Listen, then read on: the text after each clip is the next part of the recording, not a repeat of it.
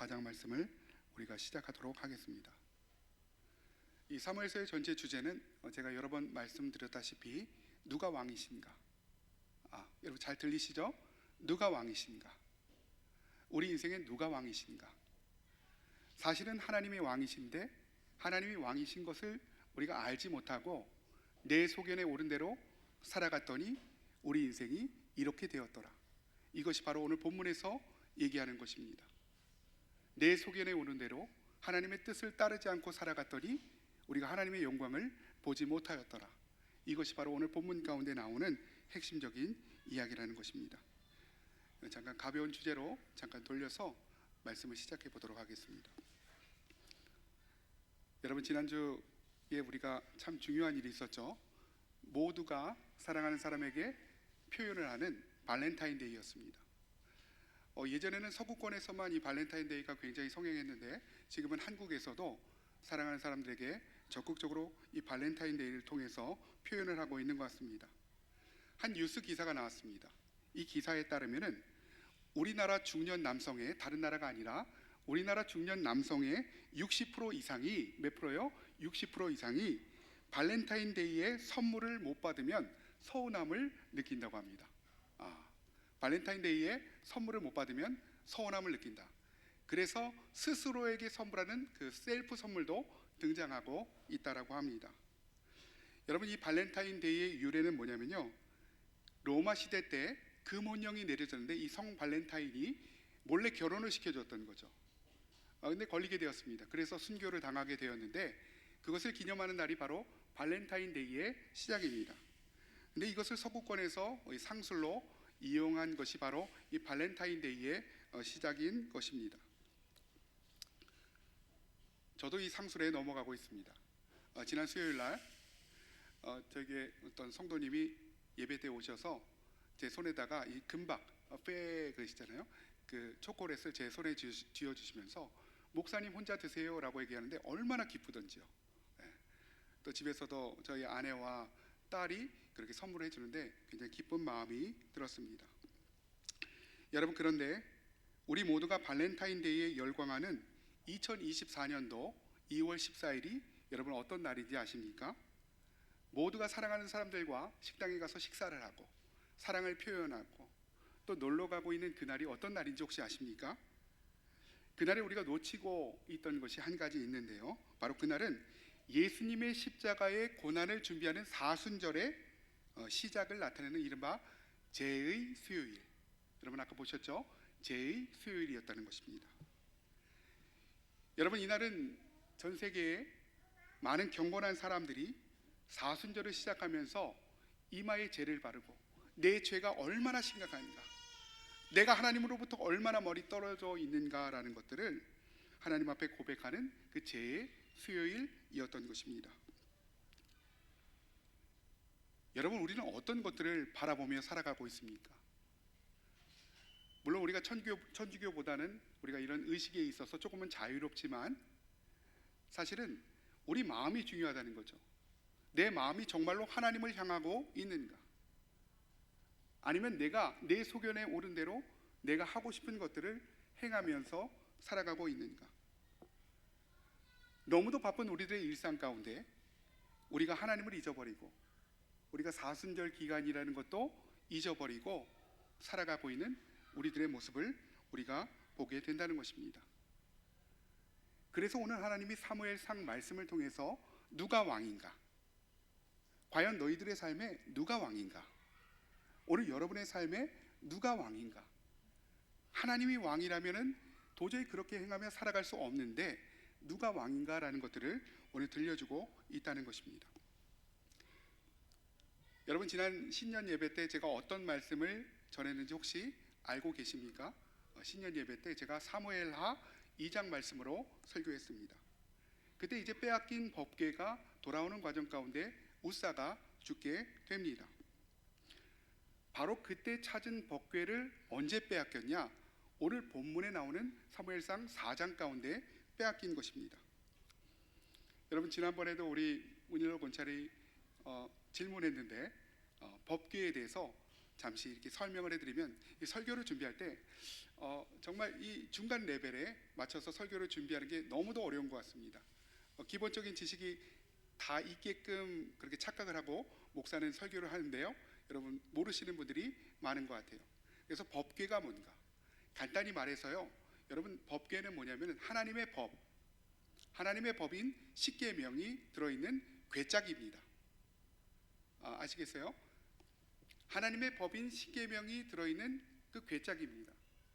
그 궤짝 안에 다른 어떤 것들이 들어있다 안 들어있다 뭐 논쟁의 여지가 있어요. 성경을 해석하는 것에 따라서 신학자들 사이에 논쟁이 있습니다. 근데 중요한 것은 하나님의 말씀인 이 돌파는, 십계명 돌파는 들어있다라는 것들을 우리가 알고 있는 것입니다. 그래서 이제 뭐 가로로는 한 125cm 이 정도, 그리고 세로로는 한 75cm 정도 되는 그 궤짝이 바로 하나님의 법궤라는 것입니다. 이제 아시겠죠? 명확히 아시겠죠? 근데 하나님께서 이 법궤를 만들 때 조각목으로 만들어라 이렇게 말씀하셨습니다. 왜 하나님이 조각목으로 만들라고 하셨을까요? 그것은 그들의 일상 가운데서 가장 쉽게 구할 수 있는 나무가 바로 조각목이었기 때문에 하나님 그렇게 말씀하시고 안과 밖을 다 금박으로 덮어라라고 그렇게 말씀을 하셨던 것입니다. 여러분 중요한 것은요, 이 하나님의 법궤는 하나님의 임재를 상징했기 때문에 이스라엘 백성들이 광야를 지날 때에도 또 요단강을 건널 때에도 제일 선봉에 앞세웠던 것이 바로 이 하나님의 법궤였던 것입니다.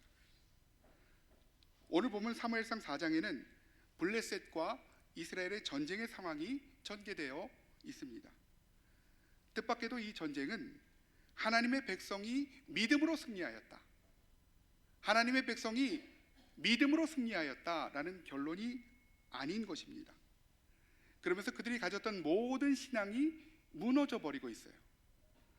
그 법궤만 가져오면 내가 승리할 줄 알았는데 하나님의 백성의 모든 기대가 무너져 버린 현장이 바로 오늘 본문의 현장이라는 것입니다. 여러분 이 본문을 바라볼 때 대부분 독자의 마음들은 당혹스러움입니다. 하나님의 법궤를 가져왔는데 왜 더 크게 지게 되는 것일까? 왜 더 큰 손실이 나게 되는 것인가? 이런 것들을 우리가 보게 되는 것입니다. 이 사건을 통해서 이스라엘 백성의 정체성과 뿌리가 흔들릴 만한 사건이 오늘 본문의 사건이라는 것입니다. 여러분 오늘 본문에는 두 번의 전투가 나옵니다. 두 번의 전투가 나와요. 여러분 2절을 보면요, 지금 이스라엘과 블레셋 군대가 아벡이라는 곳에 진을 치며 싸울 준비를 하고 있습니다. 여러분 그 유명한 법궤를 빼앗긴 아벡 전투가 진행되고 있는 것입니다. 그리고 그 두 진영 가운데 싸움이 붙게 된 것이죠. 이스라엘은 이 블레셋과의 1차전 전쟁 가운데에서 지게 됩니다. 그리고 4,000명의 전사자를 내게 되었다라고 성경이 얘기하고 있는 것입니다. 여러분 하나님의 백성의 체면이 이만저만 아니죠. 하나님을 믿으며 그 전쟁 가운데 나갔는데 하나님의 백성이 지금 지게 된다는 것입니다. 여러분 인생을 살다 보면 일이 잘 풀릴 때도 있고 일이 잘 풀리지 않을 때도 있습니다. 근데 일이 잘 풀리지 않을 때마다 하나님의 저주인가? 하나님이 나를 심판하시는가?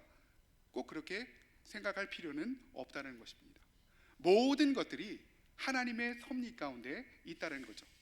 모든 것들이 하나님의 공급하심 가운데 있다는 것들을 우리는 기억하며 나가야 된다는 것입니다. 오늘 본문 3절을 같이 읽어보도록 하겠습니다. 한 목소리로 같이 읽습니다. 시작. 백성이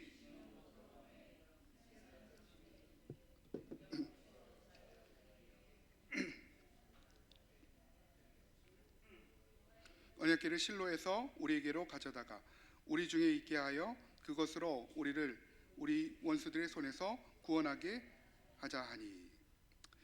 여러분 첫 번째 싸움에서 패배한 이스라엘 백성들은 전쟁에서 진 이유를 놓고 막 고민하기 시작합니다.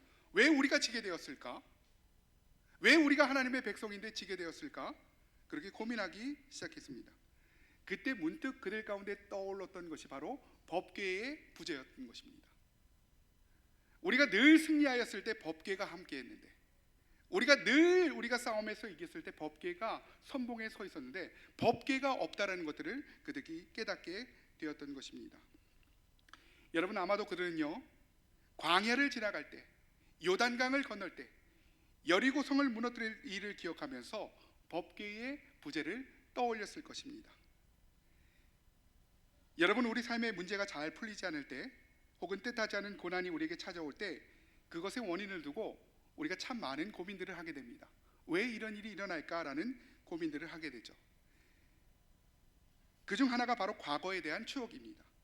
과거의 법궤와 함께 있을 때는 내가 참 좋았는데, 내가 늘 승리했는데 지금 법궤가 없는 현실 가운데 과거를 추억하고 있다는 것입니다. 여러분, 우리도 그렇죠. 과거에 내 믿음이 얼마나 좋았었는데, 과거에 내가 얼마나 하나님 앞에 봉사했는데, 과거에 내가 어떤 숭고한 믿음으로 하나님 앞에 나갔는데, 이런 과거의 추억 가운데 우리가 빠져들 수 있다는 것입니다. 여러분, 오늘 이스라엘 백성들도 그랬다는 거죠. 여러분, 지금 이스라엘 백성들은 그들이 그토록 소중하게 생각하는 하나님의 임재를 상징하는 법궤가 자신들에게 없음을 발견하게 됩니다. 자신들이 그토록 열심히 싸움하는 동안 곰곰이 생각하는 것 보니까 하나님이란 존재를 잊고 있었던 거예요. 여기까지는 좋습니다. 하나님에 대한 존재를 잊었던 그들이 하나님을 찾는 건 좋은데 그들의 방법이 틀렸다는 것입니다. 여러분, 엉뚱하게도 이스라엘 백성들은 실로에 잘 모셔둔 하나님의 법궤를 수십 킬로를 운반해야겠다라고 그렇게 결심을 하게 되었던 것입니다. 그래서 이제 아벡 전투의 현장 가운데로 이 하나님의 법궤를 옮겼던 것이죠. 이때 하나님의 법궤를 옮겼던 현장 가운데 있던 사람이 바로 엘리의 두 아들이었던 홈니와 비느하스였던 것입니다. 여러분, 엘리의 위치가 어떻게 되죠? 이스라엘의 사사였습니다. 제사장이면서 사사였다는 거죠. 그것이 나중에 사무엘에게 흘러가죠.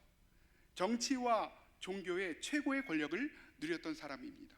그 아들들도 동일한 위치 가운데 있었던 사람인 것입니다. 바로 종교 권력의 핵심 가운데 그들이 있었던 것입니다. 여러분, 이 법궤가 돌아왔을 때 사람들은 이제 환호하기 시작합니다. 야! 우리가 이겼다! 이 법궤가 있었을 때 우리가 늘 전쟁 가운데 승리했는데 우리가 이제는 법궤를 가져왔기 때문에 우리가 이겼다, 우리가 승리했다라고 그렇게 착각을 하게 되었던 것입니다. 여러분, 지난주에도 제가 말씀드렸듯이 한국 교회가 빠르게 무너지고 있는 가장 큰 이유 중에 하나는 한국 교회가 처음에 복음의 뿌리를 내리지 않고 번영의 뿌리를 내렸기 때문이다라고 그렇게 말씀드렸습니다. 그래서 단시간 안에 성장은 했지만 그 뒤에 남는 것은 교회와 가정의 영적인 쇠퇴다라고 그렇게 제가 진단을 내렸습니다.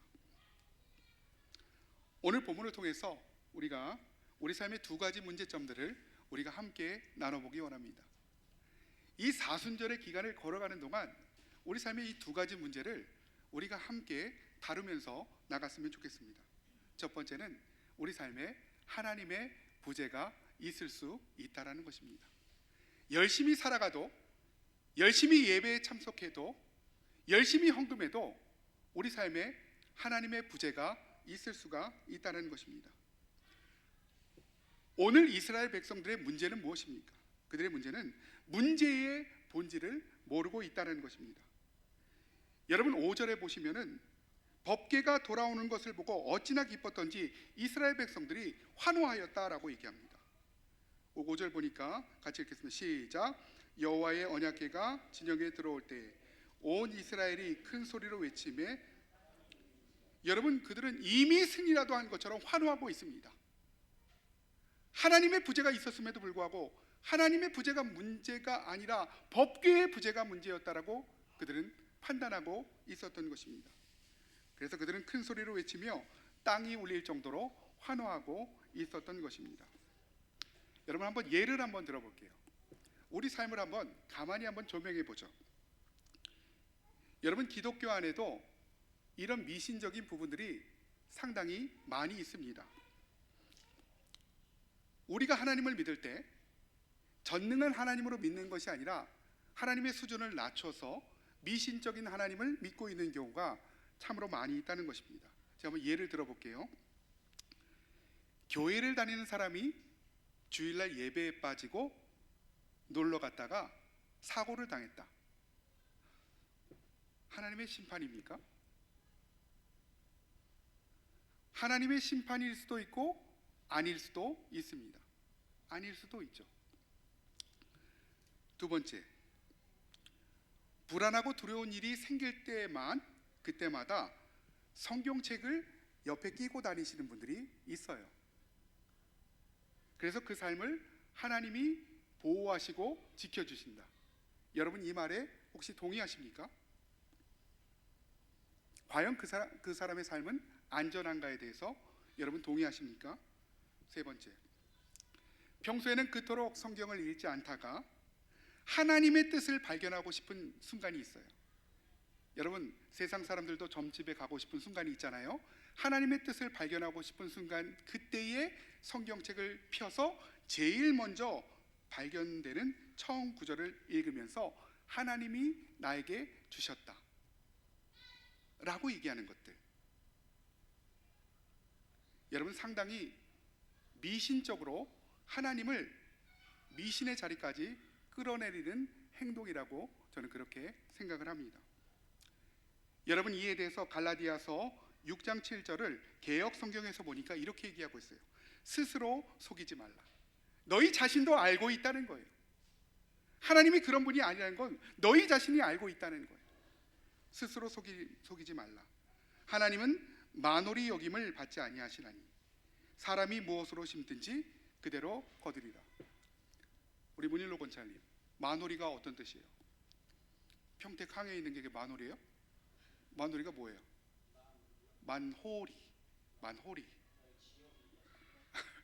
만홀이라는 것은 코웃음치다, 조롱하다라는 의미를 지니고 있습니다. 하나님이 우리 삶 가운데 어떻게 말씀하셨는데 우리가 그 말씀에 코웃음치고 있다는 거예요.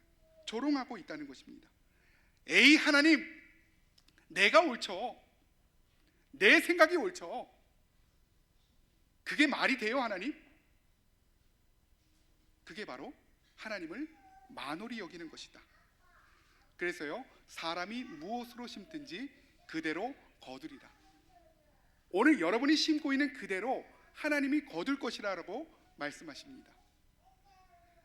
우리가 하나님을 만홀히 여겼다면 그 열매들을 우리가 거두게 되는 것입니다. 다시 오늘 본문으로 돌아와서, 여러분 전쟁의 패배로 인한 충격으로 이스라엘 백성들은 하나님의 임재를 상징하는 이 법궤를 전쟁의 현장으로 가져왔지만 별반 달라진 것은 없습니다. 오히려 패배했다는 거죠. 왜 패배했을까요? 그들의 내면이 달라지지 않았기 때문이라는 것입니다. 여러분 솔직히 그들은 그저 하나님을 전쟁을 이기기 위한 수단으로 바라봤다는 것입니다. 내 목적을 이루기 위해서 하나님을 이용하고 있는 거예요. 내 삶의 바람을 위해서 하나님을 이용하고 있는 거예요. 그 전능하신 하나님을 따라가기보다는 하나님을 수단으로 여기며 살아가고 있다는 것입니다. 반면에 하나님은 한 번도 우리를 수단으로 여긴 적이 없는데 우리는 하나님을 수단으로 여기며 살아가고 있다. 그래서 내 소견에 오른 대로, 내 마음에 조르는 대로 그렇게 인생을 살아가고 있다는 것입니다. 그렇게 하나님을 속이면서 땅이 흔들릴 정도로 이스라엘 백성들은 환호하고 있었던 것입니다. 마치 오늘날 우리들의 모습을 보는 것과 같은 그런 인상을 지울 수가 없습니다. 여러분 법궤가 하나님의 임재를 상징하는 것이고, 하나님이 법궤를 가지고 그 현장 가운데 나갔을 때 이스라엘을 승리하게 하시고 축복하게 하신 이유는 그들 중심 가운데 하나님이 있었기 때문입니다. 근데 그들은요, 하나님은 잊어버리고 이 법궤만을 따라가고 있는 그런 미신적인 신앙 가운데 빠지게 되었다는 것입니다. 자, 이런 상황 가운데 지금 블레셋은 비상이 걸렸습니다. 하나님의 법궤가 온다고 하니까, 얼마나 놀랐습니까? 말로만 듣던 그 무시무시한 법궤가 저 멀리 실로에서부터 현장 가운데로, 이 아벡 전투의 현장 가운데로 오고 있다는 것입니다. 8절에 보니까 블레셋 사람들이 뭐하였다고요? 두려워하였다. 하나님은요, 모든 이방 사람들도 두려워하는 존재입니다. 교회에 다니지 않는 사람들도 하나님의 존재는 막연하게 두려워하고 있다는 것이죠. 근데 교회를 다니고 하나님을 믿는다는 우리가 하나님을 두려워하지 않고 하나님을 만홀히 여기면서 살아가고 있음을 오늘 본문 가운데 지적하고 있다는 것입니다. 오늘 7절 말씀 같이 한번 읽어보도록 하겠습니다. 시작. 블레셋 사람이 두려워하여 이르되 신이 진영에 이르렀도다 하고 또 이르되, 지금 블레셋은 이 전쟁, 이 아벡 전투 가운데 최고의 위기 가운데 직면하게 되었다는 것입니다. 이전까지는 그들의 전쟁이었다면 이제 법궤를 그 현장 가운데 가져온 그 순간부터 신의 대리전이 되었다는 거예요. 하나님과 그들의 신의 대리전이 된 양상이 벌어지고 있다는 것입니다. 자, 그런데 놀라운 결과가 발생하게 되죠. 여러분, 우리의 기대는 무엇입니까? 법궤를 가져오면 우리가 늘 승리하였던, 하나님이 늘 승리를 주셨던 그 법궤를 가져오면 우리가 이길 것이다 라는 기대감이 있잖아요. 근데 그들의 기대감이 산산이 조각나는 것이 오늘 본문 가운데 기록이 되어져 있다는 것입니다. 놀라운 결과가 발생하게 됩니다. 바로 이 전투에서, 두 번째 전투에서 이스라엘은 법궤가 있었음에도 큰 패배를, 10배가 넘는 패배를 당하게 되었던 것입니다. 우리 10절 말씀 같이 한번 읽어보도록 하겠습니다. 시작. 블레셋 사람들이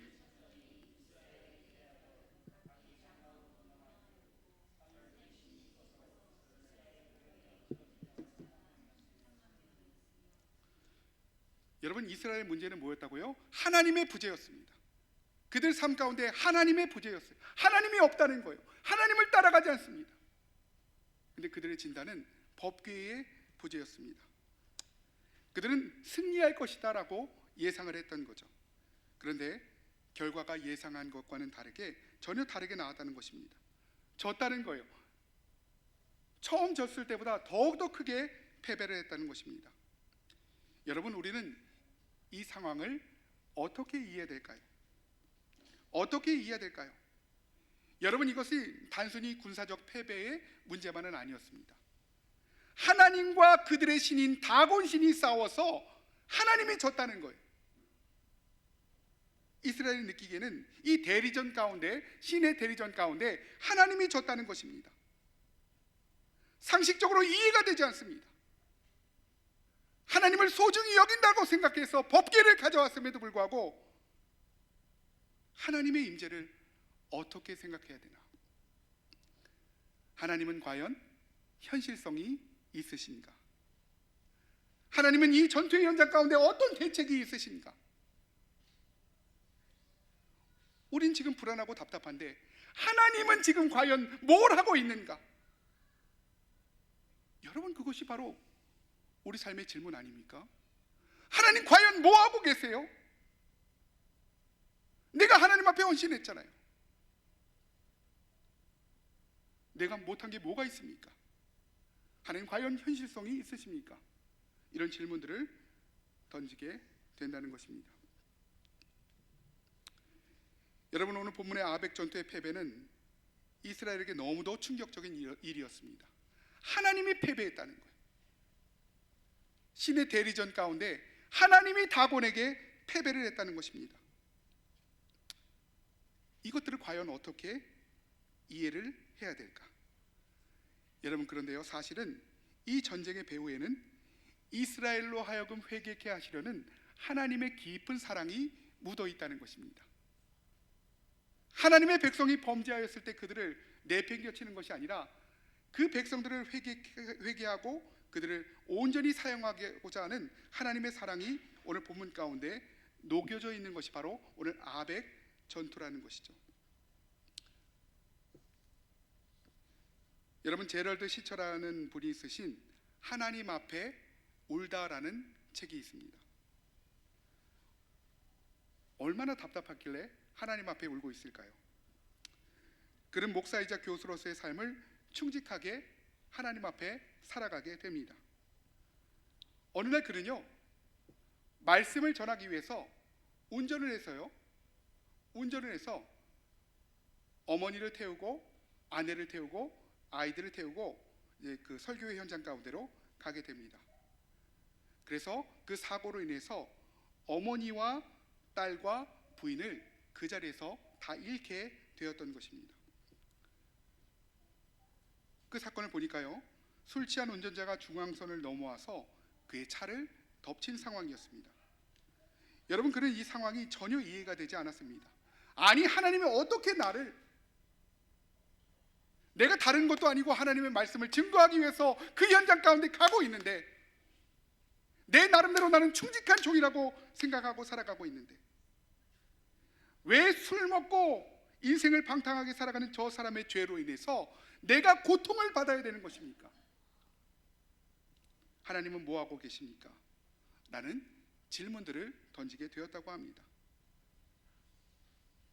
그는 이 사건이 있고 나서 약 2년 동안 이 분노와 슬픔 가운데 아무것도 할 수 없었다고 합니다. 그때 그가 가장 듣기 싫은 말이 뭐냐면, 하나님의 뜻이 있을 거야. 여러분, 그렇죠? 우리가 인생의 위기 가운데 있을 때 믿음 좋은 어떤 사람이 와서, 아니면 목사님이 와서 하나님의 뜻이 거기에 있을 거야, 때로는 그 말이 가슴 아프게 느껴질 때가 있다라는 것입니다. 여러분, 그런데요, 신기한 것은요, 그 목사님이 이 사건을 통해서 하나님의 주권을 인정하게 됩니다. 하나님의 섭리를 인정하게 되죠. 오히려 가정이요, 이 딸들과 함께 가정이 더 든든하게 세워지는 것들을 경험하게 되었던 것입니다. 그가 이렇게 얘기합니다. 그 일로 인하여서 결코 내가 손해를 보지 않았다라는 결론에 이르게 되었던 것입니다. 그럼에도 불구하고 왜 하나님은 그 방법을 사용하셨을까라는 질문에 대해서는 답을 얻지 못했다는 것이죠. 바로 이 모든 것들이 하나님의 섭리 가운데 있다. 우리를 온전케 하시고 우리를 온전케 변화시키시려는 그 하나님의 섭리 가운데 있다는 것입니다. 그가 이 사건을 통해서 하나님의 주권을 인정하게 됩니다. 내 삶의 주인이 하나님이시구나. 내 삶에 하나님이 없었구나. 내가 말씀을 전하는 사람이었지만 내 삶에 하나님이 보이지 않았구나. 이런 것들을 인정하게 되었던 것입니다. 여러분, 우리에게도 유사한 일들이 일어나게 됩니다. 충성스럽게 주를 섬기며 살아왔음에도 갑자기 몰아치는 인생의 고난 앞에서 우리는 할 말이 잃게 됩니다.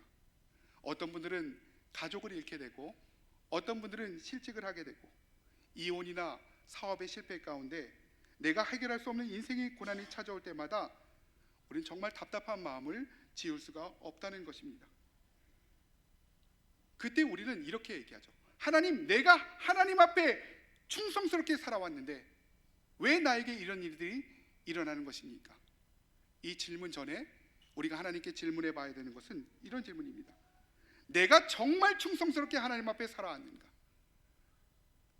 내가 정말 충성스럽게 하나님 앞에 살아왔는가?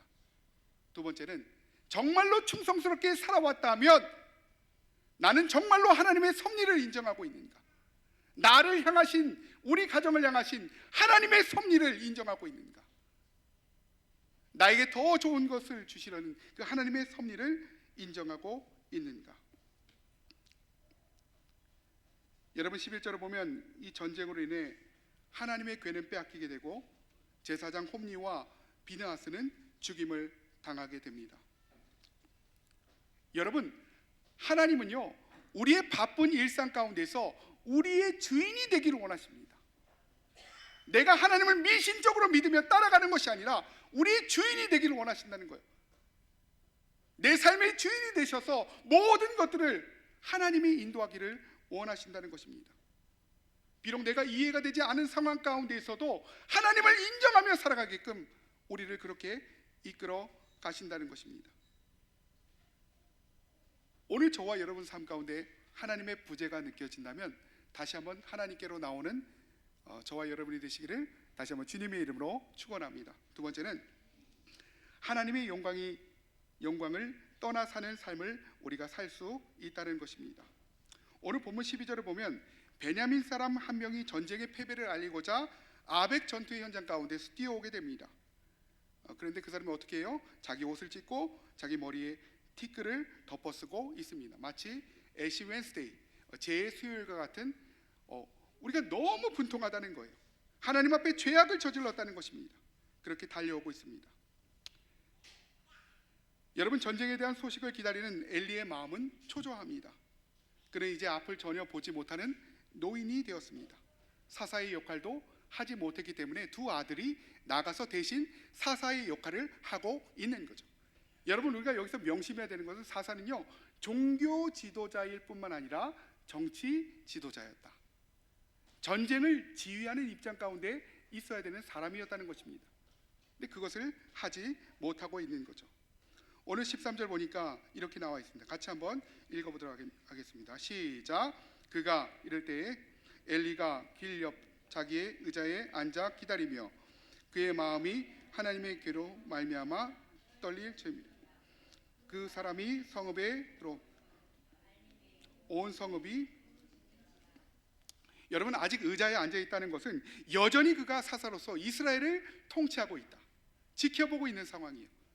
나에게 불리하게 될까, 나에게 유리하게 될까, 사사로서 지켜보고 있는 상황입니다. 근데 여기 재미있는 표현이 있어요. 그의 마음이 하나님의 괴로 말미암아 떨릴 즈음이라.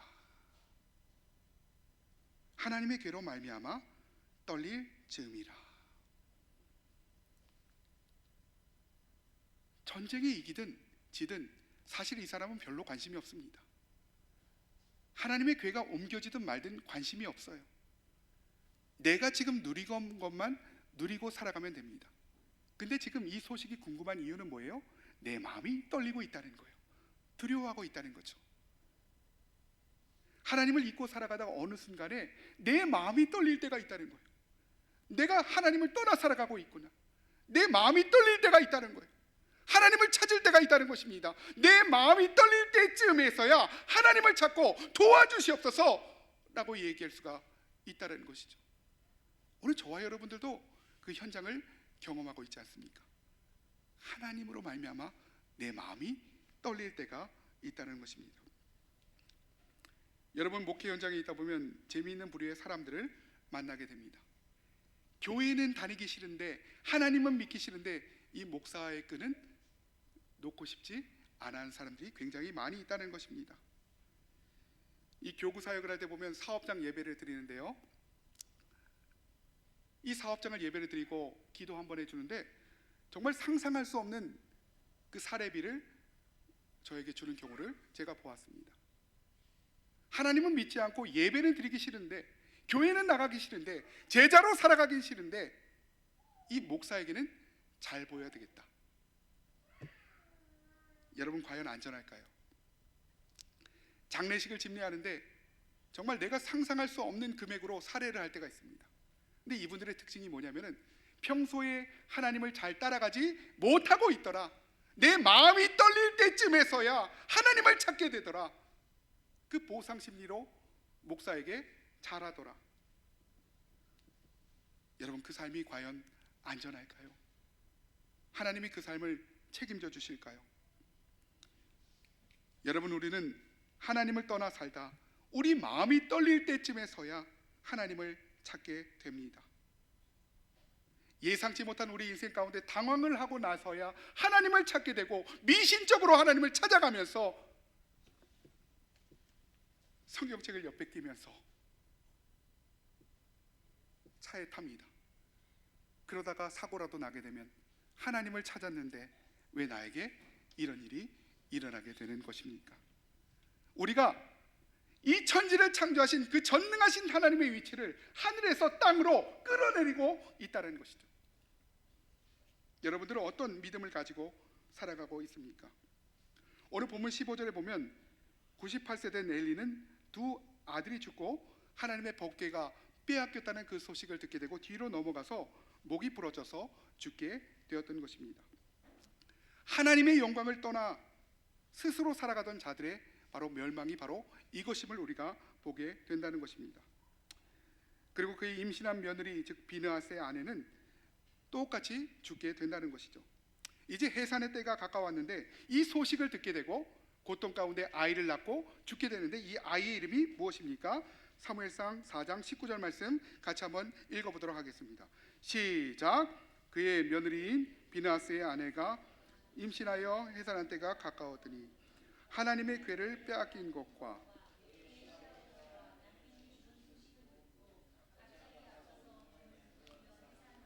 여러분 충격적인 해산의 장면이죠.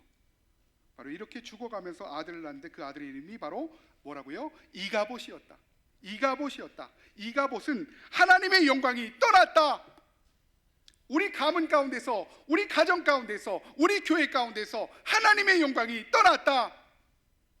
미신적으로 하나님을 믿고 살아갔는데 하나님의 영광이 떠났다. 경건하지 않게 살아가고 있는데 하나님의 영광이 떠났다. 만홀히 여기며 살아가고 있는데 하나님의 영광이 떠났다. 나는 하나님을 잘 속이고 있다라고 생각하며 살아가고 있는데 하나님의 영광이 떠났다. 우리 인생에도 하나님의 영광이 떠나면 모든 것들이 끝나게 됩니다. 여러분, 이제 우리가 다음 시간에 보게 될 텐데요, 블레셋 사람들은 지금 착각 가운데 빠져 있습니다. 우리 신이 이겼다는 거예요. 과연 그럴까요? 다음 시간에 우리가 함께 To be continued 살펴보도록 하겠습니다. 여러분, 이스라엘 백성들은 지금 패배했다고 생각하고 절망하게 됩니다. 우리 한계를 보며 우리는 절망하게 된다는 것입니다. 왜 그럴까요? 내가 유능한 사람이다. 내가 유능하고 내가 할 수 있다는 것들을 내 스스로 증명하면서 우리가 살아가고 싶은데 그렇지 못하다는 거예요. 하나님이 유능하시고 하나님이 모든 길을 쥐고 계신다는 것들을 인정해야 되는데 그것조차 인정하기 싫기 때문에 우리 인생이 이렇게 하나님의 영광이 떠나는 인생을 살아가고 있다는 것입니다. 결론으로 가도록 하겠습니다. 여러분, 모세라는 사람의 인생을 볼 때요, 모든 것이 그의 기대하고는 전혀 상관없는 인생을 살아갔던 사람이 바로 모세였습니다. 나의 기대하고는 전혀 상관없이 인생이 펼쳐졌던 사람이 바로 모세였다는 거예요. 그런데 하나님은요, 이렇게 말씀하십니다. 너가 선 자리가 거룩한 자리가 될 것이다. 너의 기대하고는 다를지라도 너가 선 자리가 거룩하게 될 것이다. 하나님의 영광 가운데 살아가게 될 것이다. 여러분, 우리는 일상 가운데 하나님을 찾으며 우리의 왕으로 인정하며 살아가야 됩니다. 인정하기 싫더라도 우리 왕으로 인정하며 살아가야 됩니다. 내 삶의 모든 주도권을 하나님 앞에 올려드립니다. 여러분, Show Me the Way, Show Me the Money가 아니라 Show Me the Way라는 책에서 기독교 영성의 대가인 헨리 나우에는 이렇게 얘기했습니다. 참 공감이 되는 말이에요. 분명히 사순절 기간은 내게 아주 힘든 시간이 될 것이다. 삶의 매 순간 주님의 길을 선택해야 되기 때문이다. 그러면서 이렇게 말합니다. 주님, 이 기간을 충실하게 살아갈 힘과 용기를 부어주시옵소서. 여러분, 1년 365일 가운데 이 사순절 기간 40일입니다. 이 기간을 어떻게 보내시겠습니까? 정말 힘든 기간일 수 있습니다. 하나님의 것들을 선택해야 되고 하나님의 방법을 선택해야 되고, 우리가 조금만 인간적인 방법을 쓰면 조금 편하게 갈 수 있는데 그 방법을 따르지 않고 하나님의 방법대로 그 길을 가는 것, 내가 손해보는 것, 금식하는 것, 새벽 예배에 참여하는 것, 여러분, 힘든 시간일 수 있습니다. 그러나 하나님께서 그 모든 용기와 희망을 우리 가운데 주실 것입니다. 제가 오늘 설교를 준비하면서 이 찬양을 듣게 됐는데 이 찬양이 너무 마음에 와닿았어요. 우리가 하나님 곁에